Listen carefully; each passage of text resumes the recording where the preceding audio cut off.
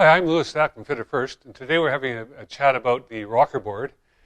We all know that balance is so important for our daily lives, and we've really learned in our 35 years that balance is almost as important, or is as important, as brushing your teeth or wearing a seatbelt in the car. These are habits we've learned, and it's very much like a habit that we need to learn every day, is to really be conscious of our daily balance and have good heads-up posture with everything we do.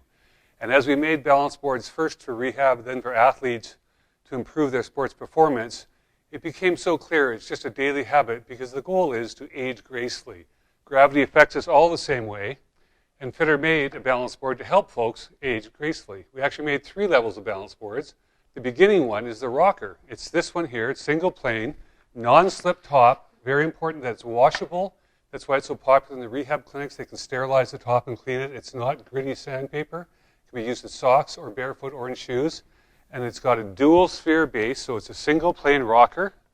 And it has 3 heights, 10, 12, and 15 degrees.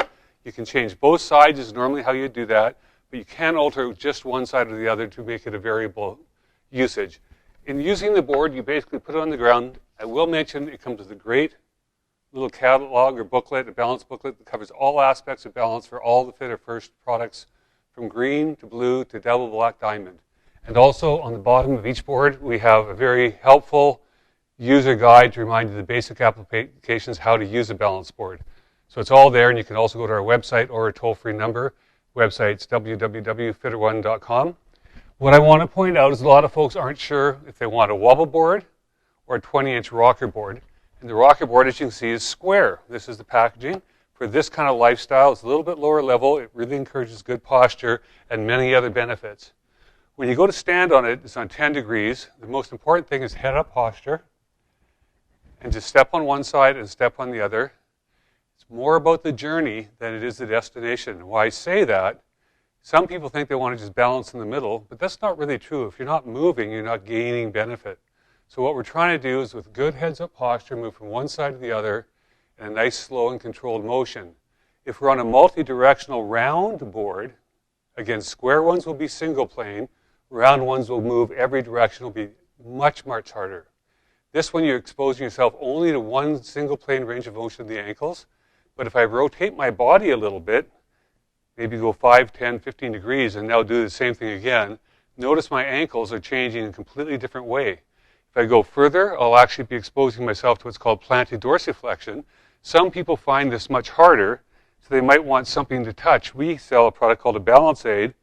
It's very popular in hospitals and clinics because it'll give a person the opportunity to have something to touch for reference. And that's fine. Most people don't need to own a balance aid for home. They can if they want to. If there's a number of users that aren't too stable, it's a good idea to have something in the room they can touch.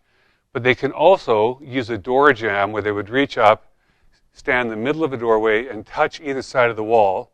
The door jamb will give them good heads-up posture, and the wall will give them stability. You don't want to hold it, but it's there, and jokingly, if the wall starts to fall over, that's you listing, just touch the wall and hold it up. But as you change your positioning, you change your exposure in the ankles, and a lot of folks will find there'll be one position that will be very difficult for them to handle, and that's always the area they need to work and improve. That is their weak link. And the weak link is always the thing you need to work on in your range of motion, your stability. And only once you feel comfortable in all different positions, then you'd be safe to move on to a wobble board.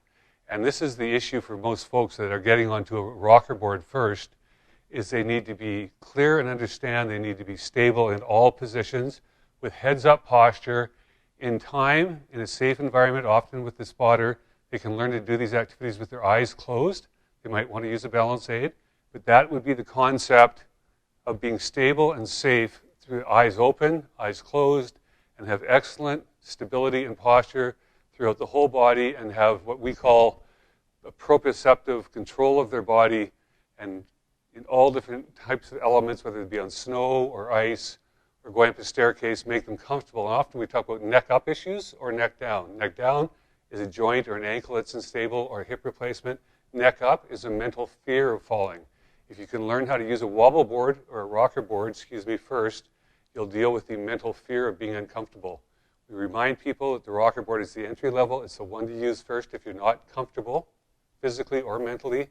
And to get over that, because you need balance for your whole life, we like to say balance is the essence of movement. Movement is the essence of life. I'm Louis Stack, Fitter International, www.fitterone.com. Thank you.